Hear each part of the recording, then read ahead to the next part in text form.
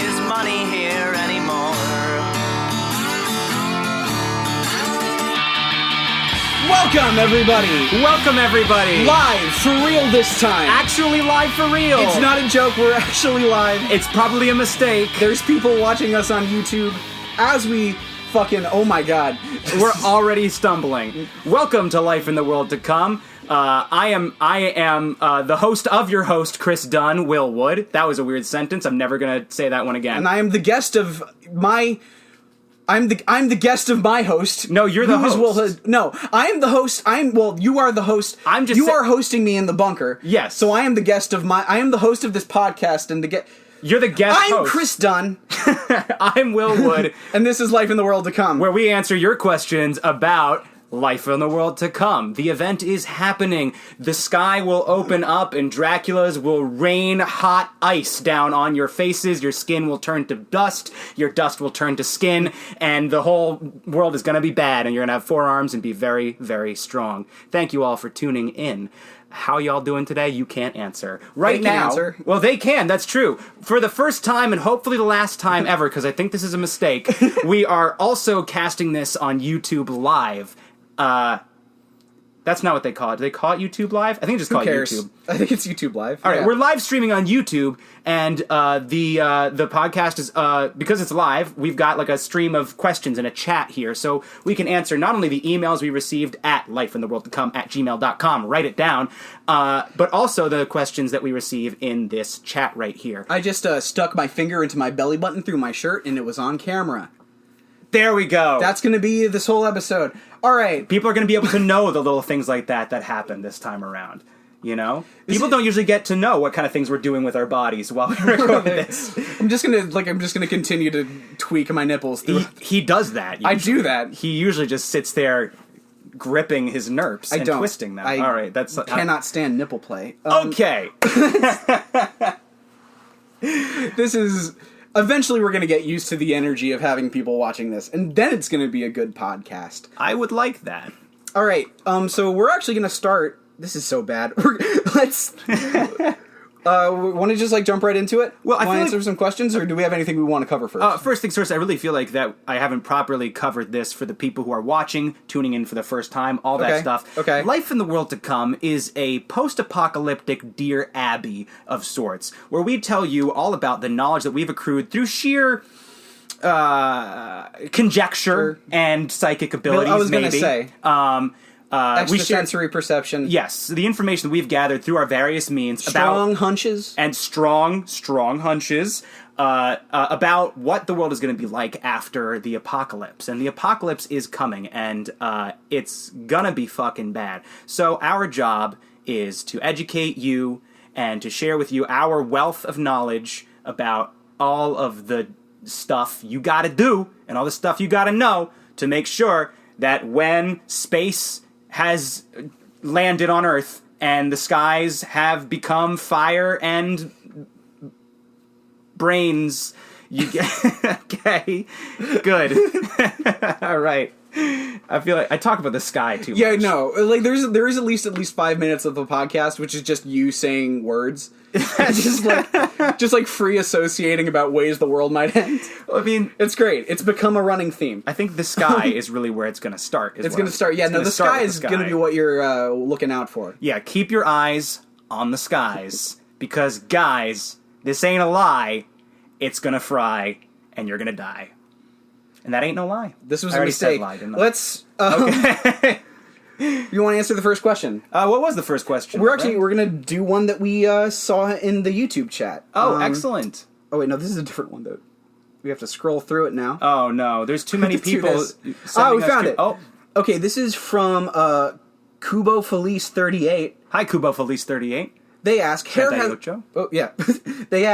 proteins. Is there any viable way of obtaining these precious nutrients in the apocalypse? Hair has proteins. So I'm assuming that with the implication that there is that you would be able to eat your own hair or someone else's or someone else's as sustenance, which is, I think, brilliant because it's an infinitely replenishable resource. Wow. It's something that grows on you. That's We've been go on. We've been spending so much time talking about drinking our own piss. Yes. That because we've been going about this all wrong. You're right. It's like, that's a great way to, keep yourself from getting too parched in the hot post-apocalyptic sun. But you just got all this stuff coming out of your head all the time. You eat your fingernails and hair. Yeah, and if you're eating your hair, think about how much piss you'll be able to drink just for pleasure. That's true. You won't have to, you'll get to, kind of just, be like, you know what? Piss will be able to be a nice treat again. Again, right, back as it was before the world came to an abrupt halt and an untimely end. Right. No, I mean, we will be able to continue to have the relationship to piss that we currently have. The one that we currently have. Yes. The one that we have right now, and that we've had, yes. According to this podcast. According to the truth and the facts of my life. So, but yeah, I want to circle back to what you said about other people's hair, because that's also a thing. Yes. You could start whole farms of people. No, that's a great idea. Human farms. Yeah, I mean, you can have your hair, or you can have someone else's hair. Right. If you're gonna be having, fuck, I lost where I was going with this. Well, look, and that's a bad thing to happen while this is live. Look, I can't edit this. Look, we can expect lots and lots of hordes upon hordes of headhunters to be roaming the land, hunting heads. Right. And now, you could take advantage of a sort of power vacuum that will exist when the skies do the things that are bad. Yes. There'll be so much hair and not a lot of people hunting it. They'll just be hunting heads, not realizing that when you cut the head off, you cut off the supply. They're scalping these people as they're cutting off the heads. They're getting rid of the good stuff. Exactly. It was Cuba Feliz 38. Thank you very much for that brilliant observation. I am stunned because we've never received a comment or question before that educated us. It seems so obvious that I almost have trouble believing that it's actually true. Having protein in it. You're right. Yeah. It can't be that simple. Well, Galactic Wolfie wants to know, how does one digest hair? Let me just... You wanna? I'm just gonna...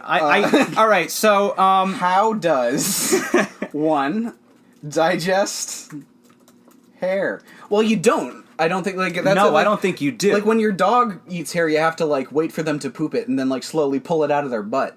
That's a thing. It is? I've heard. I've never done that. I've been told.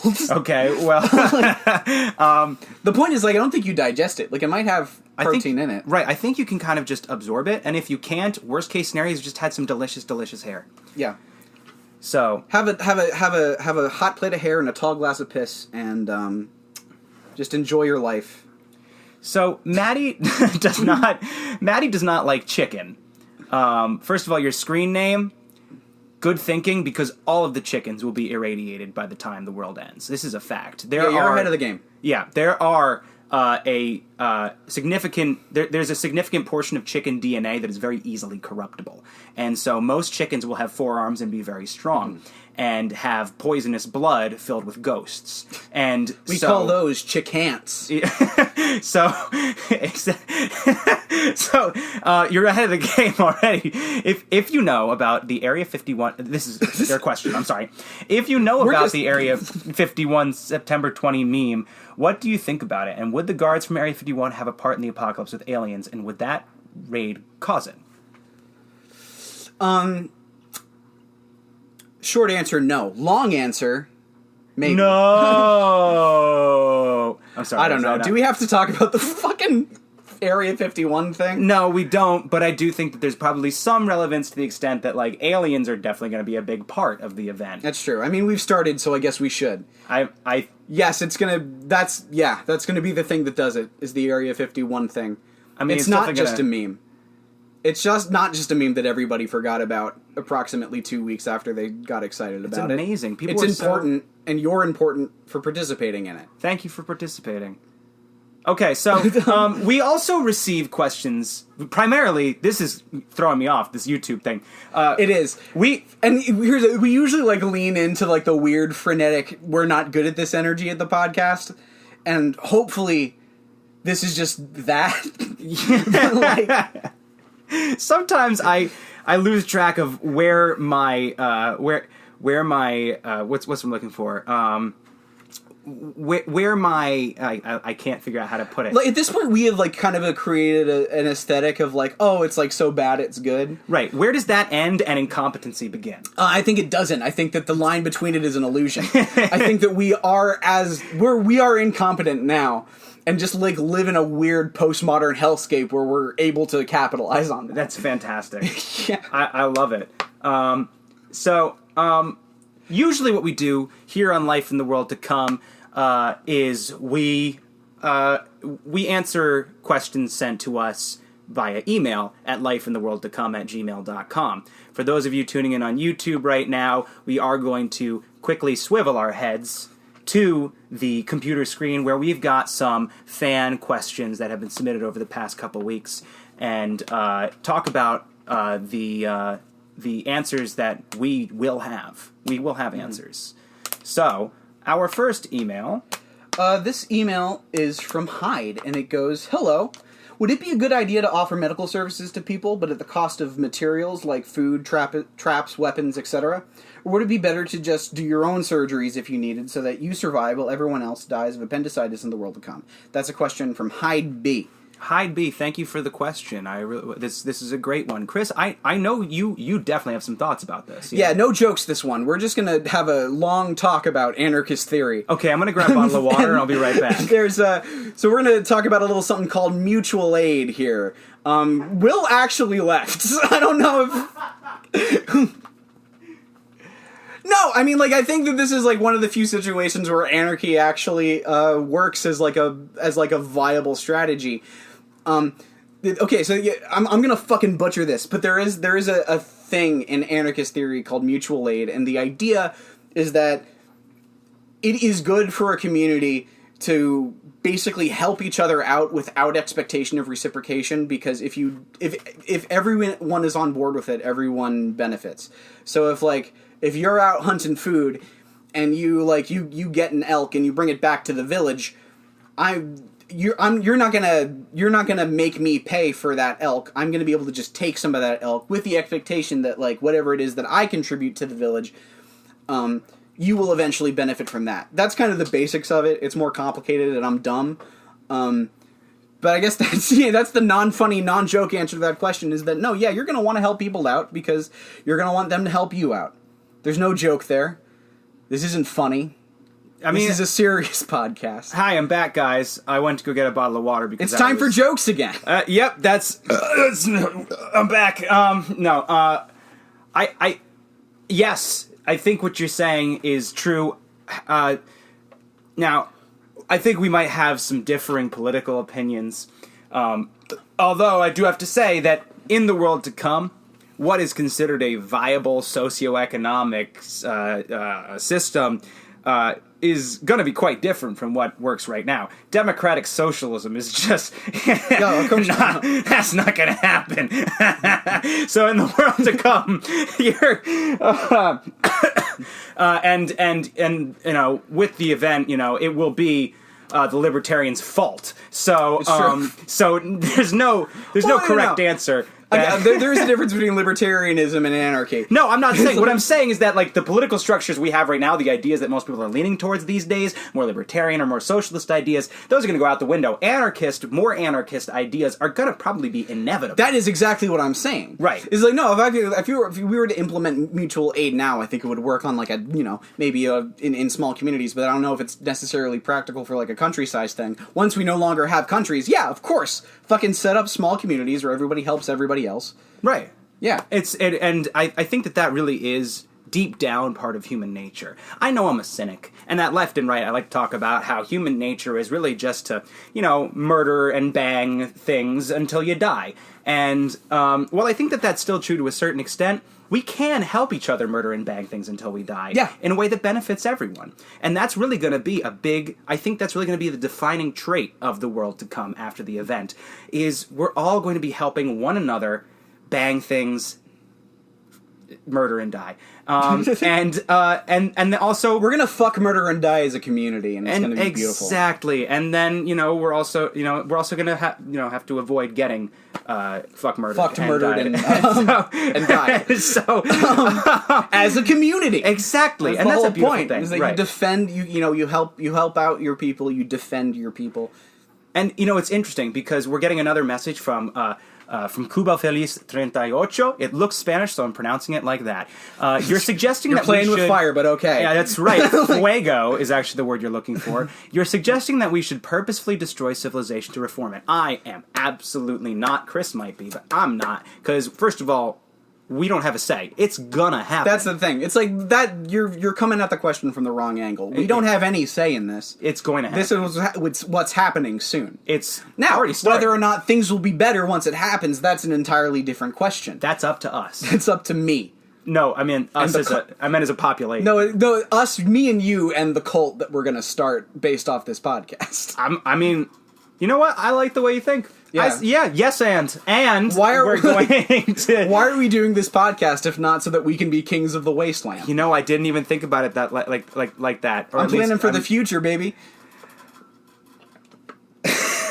What do you think we're gonna do, a Patreon or something? No, that's fucking nervous. bullshit. I don't. I mean, one time I remember you told me, Will, the only reason you're a musician is because we've said this on the podcast before. Okay, because it's one of the best things anybody's ever said to me, because I've never felt so understood. Is when you told me, Will, the reason that you're in music is because it's the closest you can be to a cult leader without going to jail. Mm-hmm. And I love that. And in the world to come, there will be no jail except for the makeshift jails that we build for one another. So the makeshift jails that anyone can use whenever they need it. Right. Based on need. Built out of incredibly egalitarian prison industrial complex. Made out of rusty old chain link fences that we find in destroyed and abandoned schoolyards and military complexes, and pikes and PVC pipes and human bone. Big hole. Big hole. That's all you need. Big hole and a whole bunch of whatever I just listed. Yeah. And you throw people in it when they fuck with you. And as a community. And that's mutual aid. Exactly.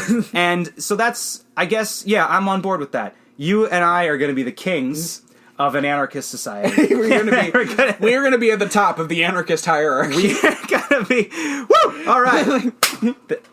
I bet that clipped. We're shouting. There's a very echoey room. Yeah, I wonder how the sound is coming out on this one. Bad, as always. Good. It's never good. One of these days we'll update where we can wear headphones for this. And I can't wait. To hear ourselves. Well, we have we're gonna have swiveling chairs on either side of a desk. Dude, we're gonna have microphones attached to a dolly that I love those things with the arms. Yeah, you can just move them wherever you want. I know a guy who collects human skeletons. And we've also talked about this on the podcast. All right, we'll talk about Cole some more. Cole Mazaleski, bone dealer. Bone dealers it's going to be a very legitimate source of income in the world to come, by the way. Cole is ahead of the game. Way more common. We just call those dealers in the apocalypse. Right, because it's all about bones. He's got fully articulated skeleton arms. I'll hit him up for one of those arms, and we'll put a microphone at the end of it. And it'll be great. That'll be your aesthetic. It'll be mine. I don't remember what my point was. Yeah, we need some mic stands, but I'd like them to be bones because I'm Will Wood. Yes. What were we talking about? Give people free surgeries, I guess, is what we're saying. Unless nobody gives you a free surgery. In which case, maybe you got to do it for yourself. Well, or if nobody gives you a free surgery, look, you give people surgeries with the expectations that if you give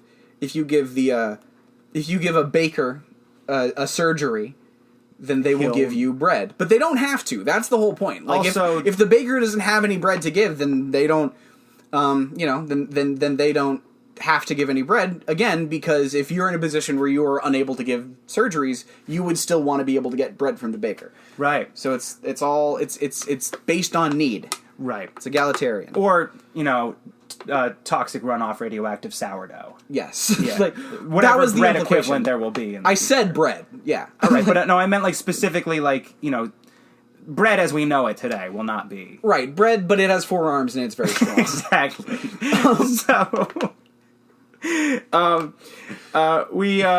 We had another question. Pascal Dorsey asks, what day is Skeleton Appreciation Day? Also, when you're kings, can it be a national holiday?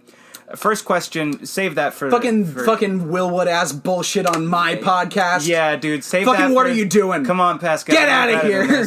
Get out of here, Pasquale. I think we met one time. Yeah, Pasquale. no, he's a nice guy. Yeah, you seem nice. Yeah, he's a great guy. Hi. But the other question was, I forgot what it was because I got distracted by the first part. I didn't realize that that's what he was asking until I read it. I don't know. What is Skeleton Appreciation Day, Will? It's the whole thing. Okay. Yeah. Anyway, somebody just commented, I will buy a new rib cage for my cat. These comments are wild, man. People just say things. When we're kings is going to be a national holiday. There will be no nations, but it will be a holiday because we will enforce that. Yeah. Because we're kings. Right. So, yeah. Okay, so Maddie does not like chicken, who is once again ahead of the game, wants to know, is the primitive building of certain structure a good idea? Absolutely. We're going to probably want... There's going to be a lot of ruins. And ruins are not housing yet. But there's almost an advantage to ruins that isn't there with houses that survived. I'm interested to see where you're going with this. Well, it's really... It goes back to what you and I are always talking about, where it's really about how you use it and how you look at it, you know? The world is what you make it. And in the world to come, when there isn't much world left, it really is up to you to make something of it. And so, yeah, you could occupy an old building that survived the bombs and the Draculas, or you could take a building that was knocked halfway over by a tornado and replace the walls with walls that are better, stronger, taller, different shapes, and more suited to your particular needs as a survivalist, or as a raider, or as a headhunter, or a hair eater, or piss drinker Dracula. Right. And then, like, you know, as long as you're working on it, why also not, like, replace the flooring? Exactly. And the doors. Right. The roofs.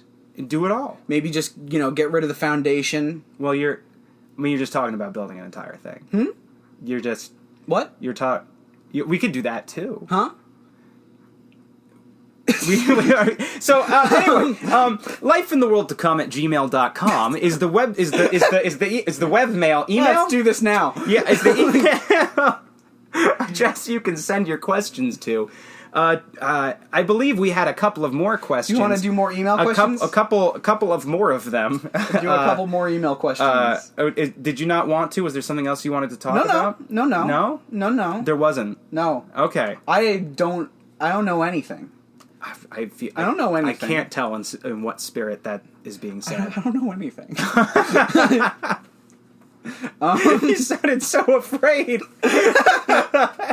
And the look on your face, you're just... It's like I was like your father about to leave for a very long time, and you didn't know when I'd be back. I don't know anything. Dad, wait, I don't know anything.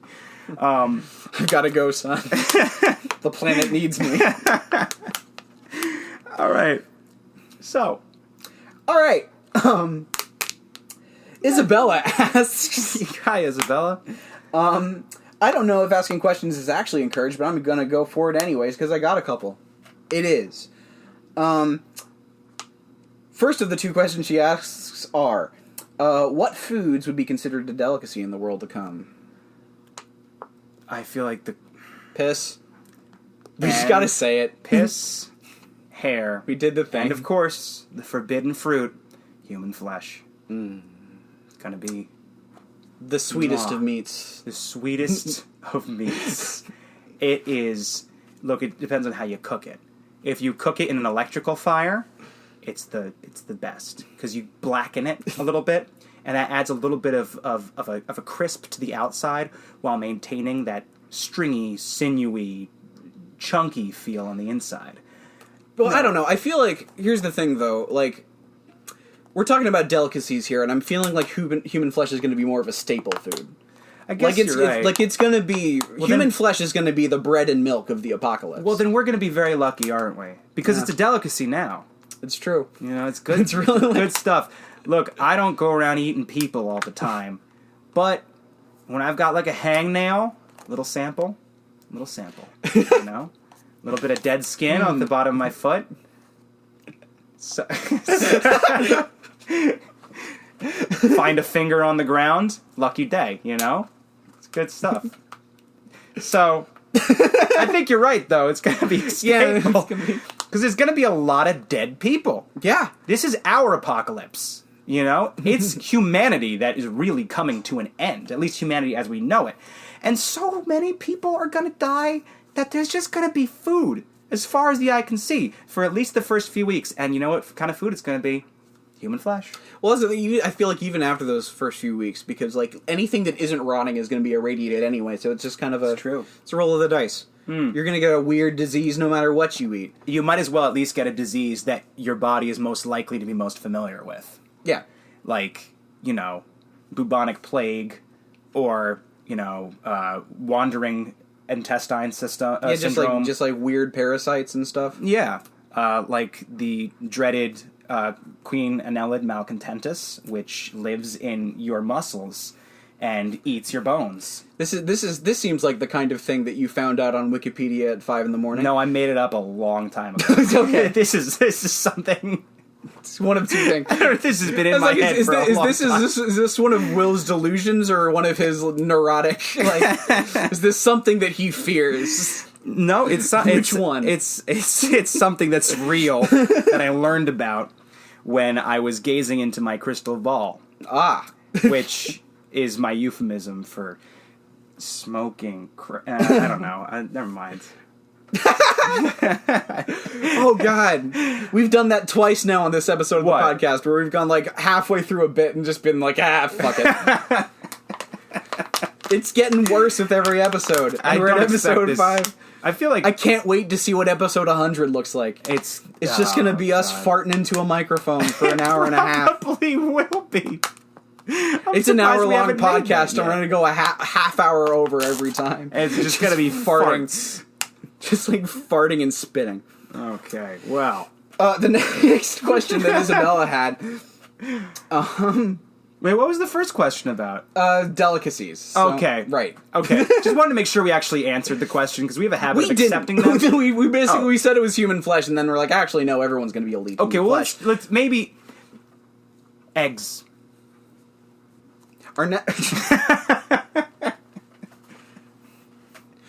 Yeah, well, you said all the chickens are going to die out. Eggs are going to be not going to be a lot of eggs. It's not. You don't think about how good eggs are until you lose them, you know? And you're so used to eating... wait, no, I already said human flesh was good. You're so used to not eggs. You know, eggs are going to be... Wow, an egg. I haven't seen this in years. I wonder it's like the how first episode of Firefly when, like, they one of the passengers pays Haley and, like, this...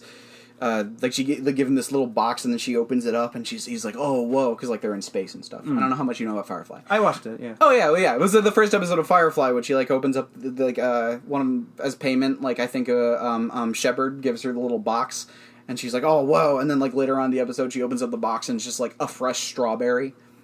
It's like that, but with eggs. Eggs. And they're also going to have taken on an extra tang because of the way they age. People don't like to think of eggs as aging. They like to think of them as rotting. But actually, a finely aged egg... Mwah. Mwah. For those of you just tuning in over audio right now, not watching YouTube, I'm just kissing Chris. He's just giving me just wet kisses on the cheek. Just... alternating from either side. It's not about the eggs anymore. It's about Chris. So anyway, the answer's eggs. Is that okay? The answer's eggs. It's gonna be eggs. Yep. Eggs we know. Are good. I learned this from my crystal ball. Stupid joke. And the other question that she asks are what are the chances of survival for each age group? Babies, children, preteens, teens, etc. So this is an interesting question. It is. Yeah. You hear a lot of stuff about how... Okay, so there's this misconception in like human history that this idea that like, oh, everyone used to die by the time they were like the age of 12. Right. Like you would just like the average age was something like 20 years old.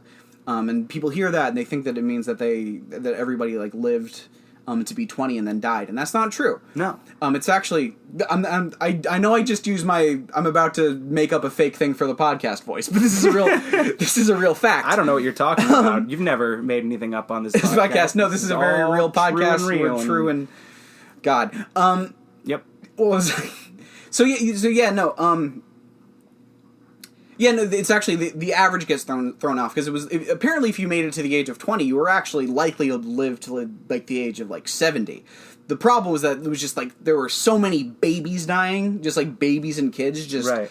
Like no one was making it to the age of 15, and so that completely threw off the average. But if you got there, you were pretty much good because you had grown up in a hell world and you had figured out how to survive. Like, right. If you made it to 15, you're strong. And there was very little medical knowledge during these times. You know, like any time before like 150 years ago. There's very little medical knowledge. There's, a lot of like wolves roaming around, and vampires were more commonplace than they have been over the last 100 years because of light pollution. Just a lot of things killed babies back then, and it's interesting how that's thrown off it's interesting because it's so accepted that the life expectancy was so much lower back then as a result of this statistical anomaly, so to speak, that I have tried to tell people that same fact, and they have gotten angry with me about it, as if like I was insulting the dead who died at the age of 20 because apparently I just don't. They're so married to this idea that 40 years old used to be ancient, when there was actually never a time in human history where that was an ancient age for a human being. No. Never. We have always lived to be upwards of 50, at least. Yeah, pretty much. Don't get me wrong, we are living a lot longer over the past 50 years or so than we ever did before. Yeah, the average has gone way up. But, yes, but... That's less infant mortality. Right, and that brings you back to the answer to the question. In the apocalypse, it's going to be the opposite.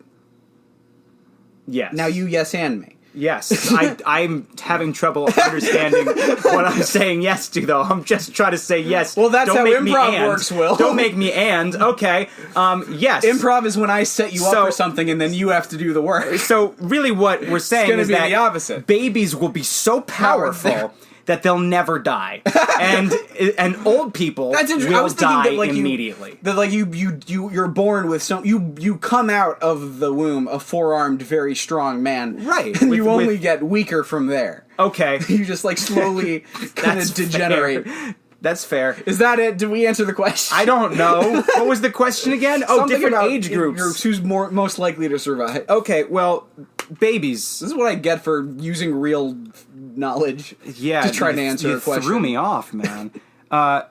Crib death was a bigger deal back in the day. Nowadays, the only kind of crib death we're going to see... Not nowadays. In the world to come, the only kind of crib death we're going to see is an infant breaking her mother's neck with her bare hands just for fucking fun. That's going to be a crib death because just like a reverse praying mantis situation. Exactly. Okay, fine. I feel like reverse praying mantis situation is like kind of coital in its implications, but maybe. Whatever. That might happen in the world to come. Society's breaking down. You're gonna come like just feet first out of the vagina, and then immediately like flip back, get your mom in a leg lock, and then like as soon as you're out, just suplex her over your head and just fucking. Oh, like a spider. Yeah. Okay. yeah. Like, I think eating your young. Praying mantises might do that too. I think they do. But then they also eat the husband. Sharks do that. Yeah, I mean, it's food. Yeah. So babies will be very strong. And really the weakest age group, aside from the elderly, because people are just going to die young. There aren't going to be a lot of elderly people in at least the beginning days of the world to come before we begin to develop our own new understanding of human biology and new understanding of what medical needs we have as this, post-human species we're going to become. The weakest group is going to really be mostly adolescents because their bodies are going through these changes that really just make them pieces of shit. Yeah. You hear that? You hear that, most of Will's fans? I'm calling you. Fuck you. It does not matter what era we are in. Teens will always suck. Yeah, exactly. Whether it's fucking worst. Prehistory, nowadays, or the world to come, I hate them. I hate you. I hate them, and you shouldn't subscribe to his Patreon. Yeah. In fact, if you're currently subscribed to Will's Patreon, you should stop. Stop. You should don't buy any more of his merch. I'm canceled. This is gonna be the thing. I hope so. You said you hated teenagers, and now you're done. Honestly, at least if I get canceled, I don't have to worry about getting canceled. I can just be like,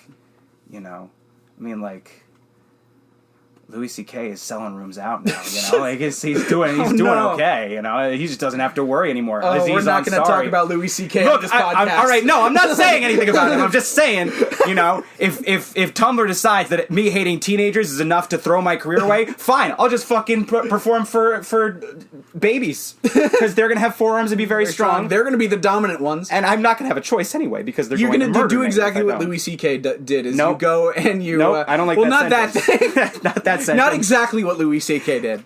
The point is that, after you've been canceled, just, court the worst people. Yes. Who are going to be babies. They'll be very strong and very brutal. Right-wing babies. Imagine all the strength of a four-armed, very strong person, but with the moral compass of an infant child. Good God. You're in trouble, guys. I'm in trouble, is what I meant to say. I just didn't want it to be me, so I used the wrong pronoun. Anyway, welcome to Life in the World to Come, where Chris Dunn and I we answer your questions about the apocalypse, apparently, supposedly. Maddie Doesn't Like Chicken has a good question, which is, will mental health exist by then? I mean, yeah. It's going to be it's like... Oh, what's a good metaphor? Like no one... if someone had a body like mine, 100,000 years ago, they would be like, that guy's gonna die. Right. That's bad. Okay. But now it's just this is the reality. There's a lot of people like this, so it's normal. Right. And it's gonna be like that with mental illness. Okay. Is that it's going to be everything's going to be so fucked up and everyone's going to be so fucked up that being fucked up doesn't make you fucked up anymore. Wow, I honestly, that's what my entire next album pretty much says. So, none of my answers this podcast have been funny. They've just been honestly just poignant and sad. It's just you're just talking about right now. I think you're right, though. There have been times in history and places where what we now identify as schizophrenia or psychosis was seen as visionary. It was seen as making you a shaman, being able to, access the spirit realm. And I think that we might end up living in similar ways in certain ways. Similar ways in certain ways. I'm having trouble speaking. There'll be some similarities, I believe. If you're batshit fucking insane in the world to come, that really might just be smart. Yeah. You'd be crazy to not be crazy. Crazy like a fox. Crazy like a fox. Crazy like a four-armed, very strong fox. Crazy like that. I was gonna try and come up with another funny thing to add onto that. Yeah, that four-armed reference was a C at best. we were doing that a lot. We gotta have themes. We gotta have stuff to put on T-shirts. We do, yeah. Forearms and very strong. We should make T-shirts with 2 extra sleeves. Yes. I saw a guy with that. No, he had 2 extra collars on his shoulders. That's what it was. That's pretty good. It was pretty awesome. I think that there's something to be said about that really mental illness is in a lot of ways just our way of classifying people based on their proclivities and their differences to a certain extent. Obviously, if you've got some kind of psychotic disorder, there's no way of just saying you're a little bit different and Pfizer is behind this. But when it comes down to it, did you hear that? Yep. That was my generator turning off, the generator to the bunker. I have to go power it back up. But I'm going to let you explain what I'm saying. What? But what if I don't know what you're saying, Will? I'm now I don't even remember what the goddamn question was. The question was, is will mental health be a thing? And the answer is nobody will be mentally healthy. So in that sense, no. But also at the same time, what we could now identify as symptoms of poor mental health could just be fucking survival instincts. Yeah, like right now, if you have a big knife and you yell a lot, people are going to think that you're mentally ill. Right. Whereas in the future, it's a good idea. That's every day. You gotta have a big knife. And you gotta have a big knife, and you gotta be yelling. Yep, and you gotta smear your body with feces and blood and milk. Yeah, so that your enemies know not to come near you because you're fucking crazy. Exactly. And I think if anything, mental illness is going to be like a strength. Yeah, being a little bit fucking psycho is going to makes you unpredictable. You know, you want your enemies to think that you're mentally ill. Right. Exactly. And so it helps the most to actually be mentally ill. Yeah. So, it's the same thing. It's like the same thing as the entertainment industry, honestly. Yeah, what are the many reasons that we will be kings in this world? Exactly. So, I hope that answers the question. Wow, I've got a headache. Good. Yeah, that's a good sign. It's a good sign. Yeah. I'm seeing if there are any... All right, let's do another email question. All right. Nice. I want to talk more about tornadoes and Draculas. I feel like I don't get to talk enough about what I see when I look into my crystal meth ball. When I look into my ball of crystal meth. When I do crystal meth. When I fucking get high. I want to talk about the things I see, man. Mostly Mandelbrot spirals and fractals. A lot of that stuff. That's what the future's going to be like. It's going to be fucking trippy, dude. It's just going to be mostly visuals. Look, last night... I was laying on the floor, and I had just taken 5 dried grams in total darkness, as Terence McKenna advises. And before my eyes, I saw twisting and unfurling and tessellating and unfolding the manifold arms, tentacles, and branches of this post-biological monster that just had all of the qualities of both machine and man perfectly working in unison. And it was crawling across a desert landscape, and with every step it took, it was picking up out of the soil a human skull and just swallowing it. And I was watching this happen, and I was just fucking like, bleach ass shit. I love it. I was like, this is fucking dope. This is so anime. And I was watching this happen, and then I realized, I looked closer, and I looked at its face, and Chris, it was you. And it made me realize that in the world to come, we're all gonna be like that. Is that how that story ends? and then the drugs wore off. The end. Yeah, and I was standing over you. Yep. In my shamanic garb. And then you were rattling. Yeah, I took the needle out of your arm and I said, "Did you see me?" Did you see me? I'm inside your head. Did I walk within your dreams? And you walked within my you crawled within my dreams. And this desert landscape, I do believe, will be what is left of New York City in about 2 years. All right, and it's just going to be me when I have merged with the machine. Yeah, yeah, literally just eating the. Oh no! This vision was not a metaphor. This was incredibly literal. Yeah, no, that was. I saw you. You were terrifying. This is not a metaphor for my inner self and like the way that I use and throw people aside. I'm literally going to be a machine man that eats skulls that you pull out of the sand. Yeah, a Cronenbergian horror. It really is. It was like, you know how like Cronenberg movies, they're all really wet and they're juicy. Mm-hmm. They've got like milky shit coming out of holes in them and shit like that. You know what I mean? Mm-hmm. It was that. It was really fucking gross, dude. It's like, it was gross, but it was like terrifying. So you got that, man. You're gonna be fucking terrifying. Howdy. What do y'all think?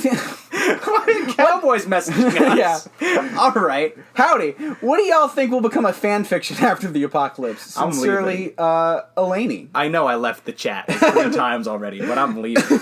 I'm leaving. hopefully they won't be about me banging my guitarist again. That's all I gotta say. Oh man, poor Mike. I can't wait for this podcast to become popular enough that people write about us banging. Oh man. Oh, Chris. Oh man. But no, seriously. Well, here's the thing about this question. Yeah. I want you to think about the genesis of all stories, where it all came from. Wise people gathered around a campfire with the children and people from the village. Wait, they spin stories of spirits and gods. There's no writing yet. There's no way of recording this information. You get it. It's an oral tradition. It's passed on through generation to generation. Dude. You hear stories of the gods, and then when you grow up, you tell your own stories of the gods. Maybe they're the stories that you heard from your forebears, or maybe they're your own stories. Maybe you take those characters and you put them in new situations. The canon grows. Oh. Fan fiction was there when stories were born. Wow. And it is my belief that they will be there when they die. Wow. Wow, that was beautiful, man. You have no idea. I blacked out for a second. What did I just say? You said some beautiful things, and I worked really hard. No, my point being is that we're going to come back to it, as I think. It's going to be all fan fiction. I just want to let you know how difficult it was for me to not make terrible jokes at both the phrase "people from the village" and oral tradition. It was so hard, dude. It's like oral tradition, like a blowjob. It's so difficult, like a blowjob, Chris. You said oral, like a blowjob. You gotta let me live my life. You know. I think that was a beautiful answer, and I don't even know how I don't think I can add on to that at all. Yeah, no, all stories are fan fiction. Yeah, all stories will be fan fiction. Yeah. The last stories will be fan fiction. Yeah. I'm Wes Craven, pansexual. What's that guy's name again? The author? What? The author of the. Never mind. Okay. It's Here with 1,000 Faces. Oh, Joseph Campbell. And Joseph Campbell's Here with 1,000 Faces. Campbell posits that all stories are essentially the same. I bring this up to mention that originality is never mind. Whatever. No, there are no new stories. Originality is fucking take this from me. Stop. We're quoting the most pretentious part of the movie we made. The best part of the movie we made. Really, is best. Yeah. Best. More questions. Should I get a rat? I'm going to get a rat. I'll be right back. We're just going to have a rat on the podcast? I just want to collect. This is going to be great for whoever's listening to the podcast not like this. Come here, Bert. Good God. What if everyone who would listen to the podcast is watching this and the next episode of the podcast gets 0 listens? And then we won't make any money. I have a rat. This is Bert. Bert's going to survive the event.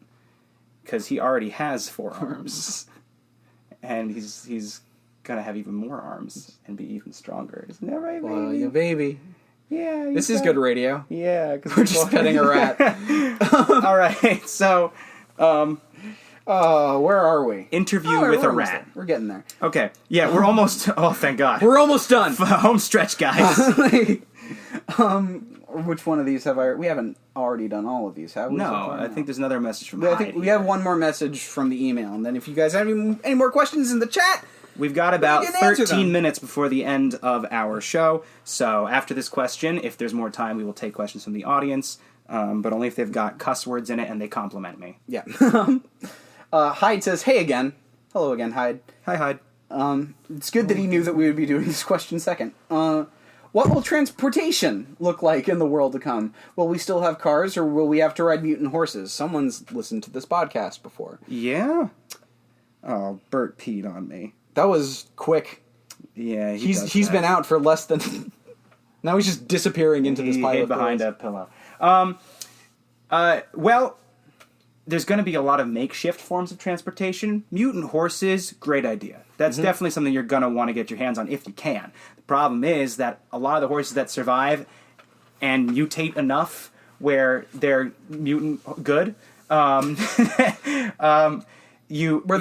they have 4 arms and they're very strong. Yes. The ones that survive, they're going to be rare, they're going to be few and far between, and they're going to be very aggressive and difficult to break and tame. But high risk, high reward. Because these horses, like you said, will have 4 arms and be very strong, have 7 eyes, breathe fire, 3 tails, and be able to breathe underwater. And so, if you can get your hands on one of these, what you're going to want to do is you're going to want to get a rope made of poison ivy. Because horses, believe it or not, are really into poison ivy. There's a chemical. We're going somewhere different. There's a chemical in poison ivy that interacts with mutant horse blood in a way that intoxicates them, much like a hallucinogen would us. And so you get this horse tripping balls on poison ivy ropes. You lasso him. You get him nice and fucked up. And then you get on his back and you merge with his soul. Yeah, you just whisper in his ear and he's very suggestible. Exactly. Yeah. And, that's where actually the MK Ultra experiments and the CIA got the idea that hallucinogens could You just do mind control. lean into a horse's ear and tenderly whisper, Newark. And then just... I don't know if that picked up. I said the word Newark very quietly. Newark. Oh wow, Newark. Yeah, that's gonna be the place to be. Hello, Bert. Mutant horses are one way to do it. You also might be able to sew the legs of many animals onto the bottom of an abandoned train car. Oh, that's a great idea. I was about to say. That's a great idea. I like your idea better. Yeah. Abandoned train car, just put the legs on yourself. You just, body modification will explode as an art form in the world to come. Because there will be nothing, no social norms preventing you from stapling another animal to your head and saying that it's part of you. Now, will you be able to control any of those limbs? No. No. But it's not magic. The rigor mortis make them stay stable, so that it's kind of like it's like, okay, so you have. There's a lot of logistics to work out here. You have one leg sticking out of your upper thigh, kind of jutting out and going down at a 90-degree angle, and another leg sticking out of the back of your lower thigh, just below the buttocks, coming out at a similar angle, which almost kind of creates an almost like half wheel with your foot as you go. That's brilliant. And I don't know if that makes you faster. I don't know. But nothing. I just don't know. Bert, you're gonna kill yourself. Yeah, we don't have all the answers. This rat is suicidal. I have to put him away. Put this rat back. For his own safety. Get him away from sharp objects for a little while. We got rats in this bunker. Speaking of which, going back to the mental illness question really quick. When the flames engulf the cities, when zombies rise up from manholes, like it's just no big deal, and the sky does bad things, as I've said before, the ocean turns into phlegm and blood and pus, and all of the people who you ever knew and loved have turned into zombie vampire ghosts with werewolf faces. You're gonna want to raid a pharmacy immediately. First thing you're going to want to do. Yeah, we covered this on, I think, the first episode. Did we? Okay, yeah. I just want to reinforce that because... this is episode 1 shit. That's how important it is. Yeah, we probably will bring this up again because any kind of psychoactive material you're going to want to get your hands on. Anything that you can use to manipulate your own or other people's minds. Yeah. It's what you need.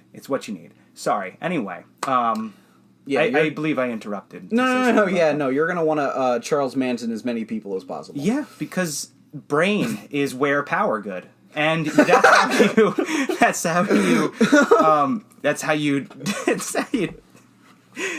really where all control comes from. All control is mind control, really, when it comes down to it. Even if it's physical threats that you're using to control people, it's all in their heads. The hardest prison to escape is in your mind, man. You ever do DMT? That's the 3rd time you've asked me that on this podcast. And again, I keep saying, we've mentioned this before. We're 5 episodes in. We're just Episode 15, all self-reference. Episode 6 is just going to be the exact same audio from episode 1. It's just gonna we're gonna listen to it and it's the same episode. We're gonna open up beat for beat. Welcome to Life in the World to Come, where we have 4 arms and are very strong. Drink your own piss and hair. Mutant ghost raid a pharmacy. Goodbye, everyone. That's gonna be it. It's gonna be the entire thing. In fact, you can just take that. That's efficiency. Next week. Yeah, there we go. We just do that every week. Yeah. So mutant horses stapling other animals' legs to your body, regardless as to whether or not they make you faster. Also, this is crazy, but if you can get a bunch of animals together and mush them into one chunk, like let's say rats, you tie like 20 rats together into one big platform of rat meat. You can sit on it. Zoom! Just travel by Rat King? Yeah. I kind of love that. I figured you would. And and the more I think about it, the less ironically I love it. I think it's a great idea. I mean, it definitely just imagine just floating on a pile of wriggly rats. I do every day. It's just I know you do. That's your dream. My friend Christina has just 20 something rats, and I go into that room and I'm like, let me out. Also, you ever see James and the Giant Peach? A bunch of 6-foot tall bugs in fucking stop motion animation, dancing and singing to Randy Newman songs, and then they lasso 4 dozen seagulls, and it just makes a giant peach. They just fly away with seagulls as their fuel. Yeah, you're gonna be able to do that only with bats, because bats are gonna be the only sky animal left. I mean, sure, there will be hawks, but they will also be bats. Yeah, no, because they were in the caves when the thing happened. Right, and they will do vampire things with hawks, and hawks will come back to life, but also be bats. Right, the hawks will be able to turn into bats. Right, because they're vampires. Right, and the bats will be turned into people because they're also vampires. So hawks will be able to turn into bats and then turn into people, but they won't be able to turn back into bats after that. They can only turn back into hawks. No, wait. Yes. Yep, that's how it works. Right. So, to answer your question about transportation, bats will be hawks, will be vampires. Exactly. That's what I'm saying. All right. Let's move on to a couple. Do one or two. Yeah, we have a couple more minutes left. I want to say. So Sophia is actually, I think, asked so far the most important question for surviving in the world to come, and that is, where can I find the other episodes of this podcast? I think I missed if someone mentioned it. Oh, this is very important. Yeah, this is the most important thing. There is no stronger tool for survival than this podcast. That's why we've said it before. Is that our goal is to eventually encompass the grand sum of all human knowledge, right? Which we have already within these 5 episodes. Yeah. No, I mean we have in our minds. You and I together, we have the whole. And in the 5 episodes. Yeah. If you listen don't say that, because then they won't listen to the next one. Well, we got to find a new goal now. We've already accomplished it. Okay, next episode, we're going to do something better the next episode than encompassing the grand sum of all human knowledge. I like your enthusiasm. I like your ambition. I think this is great. I love your energy. Let's do it. And if you want to listen to all of those episodes, you can either search for Life in the World to Come on iTunes, or search for it on Podbean. I forget what the actual link is. Podbean. It may just be Podbean/Life in the World to Come. How the fuck are we doing a podcast and we don't even We're know? not. We don't know what we're doing. Oh, this isn't a real podcast. Christ. Fuck, man. You think anyone would be listening to this if you didn't do music? No. Let's release the movie. Let's do that. Let's just put it on Amazon. What is the fucking Podbean.com/ If Ratatouille can go on Amazon. If all those weird, Jesus short films can go on Amazon. What is this cinder block hell? This cinder block hell is the bunker where Chris Dunn and I spend a lot of our time planning and preparing for Life in the World to Come. That's lifeintheworldtocome.podbean.com. Lifeintheworldtocome.podbean.com. One word. Lifeintheworldtocome.podbean.com. The title of the podcast isn't one word, it's one word in the lifeintheworldtocome.podbean.com. Be weird if there were spaces in the URL. Send us your email, your questions. Yeah, send us if you have questions. Lifeintheworldtocome@gmail.com. This is getting confusing. If you want to listen to the podcast, lifeintheworldtocome.podbean.com. If you want to, or on iTunes, just Life in the World to Come. Search it on iTunes. Search it. If you want to send us questions, the Gmail is lifeintheworldtocome@gmail.com. Now let's answer actual questions. Yes. Ask us questions. What would you do about roaches since they're basically immune to anarchy? Would they become mutated or immoral? Wait, did you mean to say immune to anarchy? Did you mean, is that a typo? Is that a, what is that, like a Freudian slip? I mean, or the thing about, are you just literally saying that cockroaches are immune to anarchy? The thing about roaches is that they love hierarchy. They love... Look, it works on paper, but it doesn't work for roaches. All roaches are bootlickers.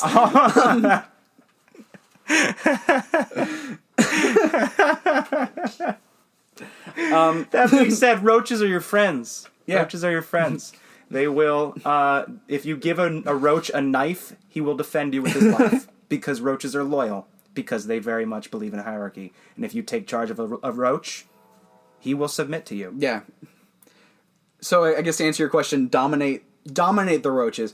If the other one was like, will they become immortal? Sure. Yeah. Yeah. Probably. Why not? Fuck it. You know, spiders will. Spiders definitely will. I saw it. Spiders live forever. I was looking into my crystal ball, and I saw a spider get born and then not die, ever. So, so spiders are going to be, they're going to have 4 arms and be very strong, which will be weird because that's way fewer arms than they have they're right going to now. have less arms than they have now, but they're all going to be much more powerful. Much more powerful. Spiders are going to be actually a lot creepier. Honestly, a 4-legged spider that's really big, way worse than a small 8-legged spider. Normal spider-sized body, 4 enormous human-sized arms. Terrifying. You're going to be afraid of them. And it's mostly just going to look like 4 arms connected at the shoulders. It's going to be disgusting. And you're going to want to run. Because it will be able to use its opposable thumbs on you. It's going to have and use guns. It'll tear you about. Yes. You mentioned spiders with guns before. Actually, I think you did. Really? Yeah. Aw. I like it better coming out of you. No. Yeah, I like you telling that bit more. Well... You should. We all have things we don't. It's yours now. We all have our crosses to bear. I don't know why I prefer it to be yours, but I would. I like it myself. I'm glad that I came up with it, but I feel like you deserve it. I meant because they're so chaotic, I didn't know how to phrase it. I guess you mean because what? Because like roaches are just like wild cards. I guess. I have never. I'm going to be honest. I haven't ever actually given that much thought to the personality of roaches. I really thought that was just like a weird, like, they meant to say immune to radiation. I thought that they were being very funny. I thought that they were calling back to I think that's what they were doing. I don't know. Well, you don't need to be insecure and numb. You were very funny. The all caps in the comment explaining that you were just saying they're chaotic, to me, says that you're insecure about that, and you shouldn't. Yeah. You're great. You're wonderful. I'm hung up on... Subscribe to Will's Patreon. Yeah! I'm hung up on the... Subscribe... Oh no, are we running out of battery? Yeah. What a terrible way to end the podcast. Well, wait, I guess it has to be over. Well, how much time do we have left? I'm gonna guess that we're past 60 minutes. Yep, we're at an hour. Okay, well, that's usually about how much further than... Yeah, okay. I mean, we no rush. I'm not done.